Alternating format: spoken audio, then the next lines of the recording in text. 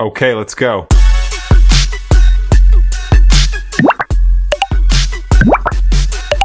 السلام علیکم دوستو، امید ہے آپ بخیریت ہوں گے۔ دوستو آج میں جس موضوع پہ بات کرنا چاہتی ہوں وہ موضوع جو ہے نا ہے تو سب کے لیے، یعنی کہ ہر مرد و زن کے لیے پاکستان میں، لیکن اس میں افسوس کی بات بھی بہت ہے اور اس سے باز بھی نہیں لوگ آئیں گے، لیکن جس کو کوئی تھوڑا بہت شعور ہوگا وہ باز آئے گا، جو جس ٹاپک پہ اب میں بات کرنے جا رہی ہوں۔ دوستو پچھلے دنوں آپ نے دیکھا ہوگا کہ سائرہ نسیم ہماری بہت بڑی سنگر ہے پاکستان کی، اور انہوں نے بہت بڑے یعنی کہ پروجیکٹس پہ کام کیا اور بڑی بڑی فلموں کے بڑے بڑے گانے گائے جو بڑے سپر ہٹ ہیں، اور آج تک بھی وہ گاتی ہیں۔ ٹھیک ہے دوستو، وہ پچھلے دنوں ایک پوڈ کاسٹ میں گئیں تو ان سے بڑے سوالات پوچھے گئے، تو دوستو وہاں پر ان کی ذاتی زندگی کے بارے میں پوچھا گیا، جو کہ ہم بھی جانتے ہیں، سارے لوگ جانتے ہیں، سب میڈیا جانتا ہے کہ انہیں محبت ہو گئی اپنے سے کوئی سمجھ لیں کہ کوئی تقریباً 15 سال یا 12 سال چھوٹے بندے سے۔ اچھا مزے کی بات یہ ہے کہ وہ بندہ بھی بڑا پاپولر سنگر ہے، اللہ دیتا لونے والے کا بیٹا، ٹھیک ہے، ان سے ان کو ہو گئی محبت۔ جناب علی ان کے بارے میں کہا جاتا ہے جی پیسوں کے معاملے میں بہت چھرا خاتون ہے، تو یہ ہے تو وہ ہے تو پتہ نہیں کیا ہے، تو بڑی تیز ترار اور خاتون ہے، یہ ہے وہ بڑی، یعنی کہ لوگ کہتے ہیں کہ بہت لڑاکی خاتون ہے، پیسہ جو ہے نا ان کی زندگی ہے، پیسے کے بغیر ہی چلتی نہیں، ٹھیک ہے، بہت چلاک ہے خاتون ہے، یعنی کہ یہ لوگ کہتے ہیں، پروموٹر وغیرہ سب جو کنسرٹس وغیرہ کراتے ہیں ان کو پروموٹر کہا جاتا ہے۔ تو ان کا جی دل آ گیا ندیم لونے والا، جو کہ سرائکی سنگر جس کے گانے بہت زیادہ ہٹ ہیں، آپ کو پتہ ہے، گڈی تو منگا لے تیل میں پوانیاں، ہیں جی، جس کا بہت گانا ہٹ ہے، اور بھی اس کے بڑے گانے ہٹ ہیں، میرے دماغ میں نہیں اس وقت آ رہے۔ بہرحال یہ اس وقت بڑا خوبصورت ہوتا تھا جس دور میں اس کو سائرہ نسیم کا دل اس پر آ گیا، تو جناب علی انہوں نے خوب دل کھول کے جناب علی عشق کیا، اور اس بندے کو اتنا پیسہ کھلایا، موجیں کرائیں، اپنی جیب سے پیسے دے کے جناب علی عشق کیا۔ اچھا دوستو پاکستان میں نا یہ بڑا گندا رواج ہے کہ جتنی مرضی چلاک عورت ہو، جتنا مرضی چلاک مرد ہو، جب اس کا دل کھوتی بھی آ جائے تو یہ کیا، جب اس کا دل آ جاتا ہے نا تو وہ سب کچھ لٹا دیتا ہے دوسرے پر،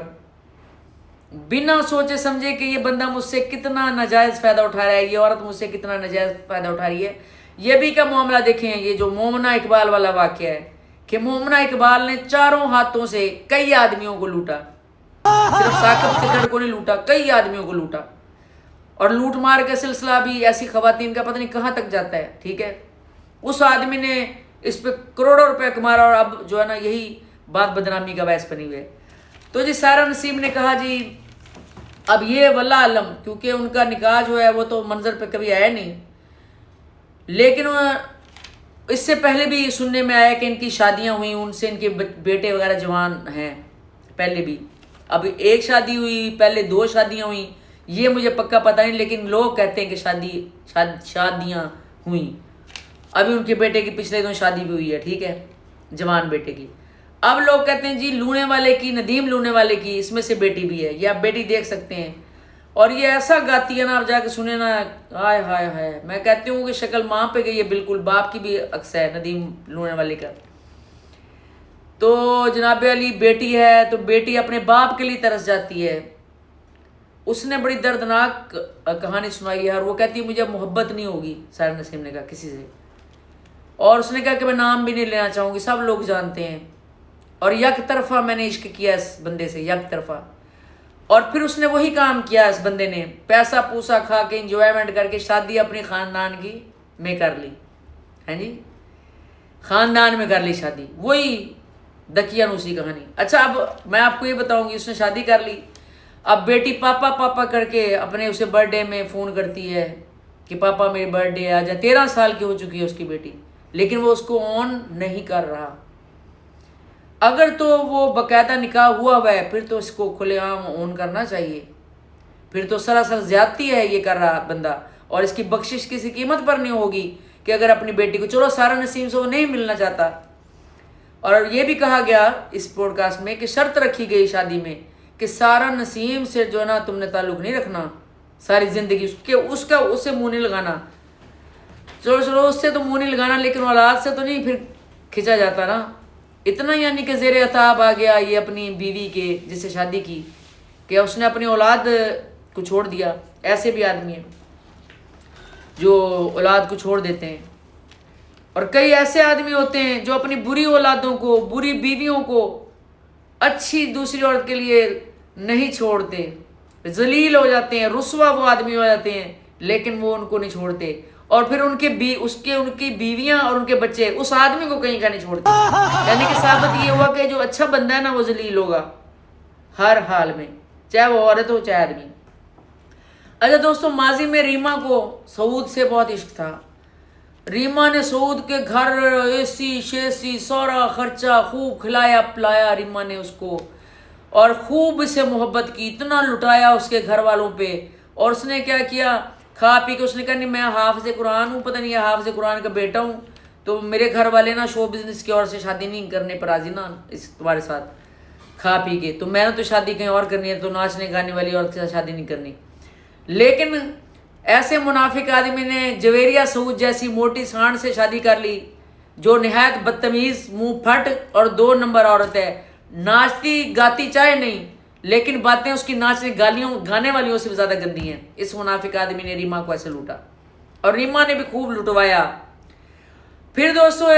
آتے ہیں وینا ملک کی طرف. وینا ملک نے جس سے صحیح معنوں میں عشق کیا نا وہ تھا ایک کرکٹر آصف نامی، جو باہر کے ملک جا چکا ہے، جو جوئے بھی بہت کھیلتا تھا. وینا ملک نے جناب علی اس کے کپڑے، اس کے بنینے تک دھوتی تھی، اس کے لیے گھنٹوں روتی تھی، پیروں فقیروں کے پاس جاتی تھی، پیروں فقیروں سے کہتی تھی کہ کاش یہ مجھ سے شادی کر لے، میرے ساتھ وفا کر لے. یقین کریں کہ اس کرکٹر کی شکل نہ، بلکہ میں کیا کہوں کہ وہ جو نا یہ کوڑا ہمارے گھر کے باہر لینے آتا ہے، یقین کریں اس سے بھی بدتر تھا وہ شکل. لیکن وینا ملک کو اچھا لگتا تھا، کیونکہ وہ کہتے ہیں نا کہ دل آیا کھوتی پہ تو پھر پری کیا. تو وہی مسئلہ ہوا کہ وینا ملک نے بھی اسے خوب لٹایا، اپنا سب کچھ جناب علی اس کی نوکرانی بن گئی اس کی. اب آپ دیکھیں، اور نرگس نے بھی ایسے کیا. نرگس نے بھی ایک بندے سے بہت عشق کیا، بہت زیادہ اس کے آگے جناب علی محبت پیار اسے نرگس نے بھی کیا ایک بندے کے ساتھ، سب کچھ لٹایا. لیکن نرگس کو اس کے بدلے میں وہ بھی ایک لڑکا تھا اور نرگس سے چھوٹا تھا، اس کا نام میں بھول گئی ہوں، لیکن اس نے بھی ویسے ہی عشق کیا، سب کچھ لٹا دیا. اچھا مزے کی بات یہ ہے، اس کی بہن دیدار نے بھی 1-2 عشق ٹک ٹاکروں سے ابھی کیے ہیں، کچھ عرصہ ہوا ہے. لیکن آپ کو پتہ ہے وہ آج کل کے لڑکے ہیں ٹک ٹاکر، وہ کہاں آتے ہیں ان عشقوں میں، وہ تو نکل جاتے ہیں چٹکی بجا کے پھر اپنا کام کر کے پورا. تو یہ کتنی چلاک مکار عورتیں سمجھی جاتی ہیں ٹھیک ہے میڈیا میں، لیکن یہ چلاک مکار عورتیں بھی نا جب یہ معاملہ آتا ہے نا دل والا، وہاں پہ بالکل بیوقوف بن جاتی ہیں، اور دونوں ہاتھوں سے آدمی ان کو لوٹتے ہیں اور ان کو بیوقوف بناتے ہیں. کھا پی کے یہ بدنام اور رسوا بھی اچھی طرح ہو جاتی ہیں، پہلے ہی بدنام ہوتی ہیں کہ شو بزنس کی عورتیں بری ہوتی ہیں. لیکن دوستو شو بزنس کی عورتیں بھی مردوں کے ہاتھوں یا پھر لوٹ جاتی ہیں جب اپنا دل آتا ہے ان کا،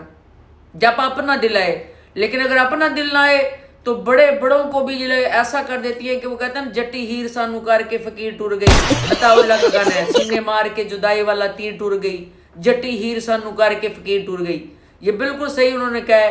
کہ پھر جب یہ عورتیں اپنی آئی پہ آتی ہیں تو یہ اچھے بھلے بادشاہ کو بھی فقیر بنا دیتی ہیں، اس کے پاس ککھ نہیں رہتا ککھ. تو اس سے ثابت یہ ہوا کہ جو عام بھی پاکستان میں نا دوستو، عام گھروں میں بھی جو ہو رہا ہے وہ یہی ہو رہا ہے. جب کسی آدمی کو، کسی عورت کو، کسی لڑکے کو، کسی لڑکی کو کسی سے عشق ہو جائے نا تو جتنا پیسہ ہوتا ہے سب کچھ وار وور دیتے ہیں، وہ پھر بھی وفا نہیں کرتے. ایک بات یاد رکھ لیں دوستو کہ پیسے سے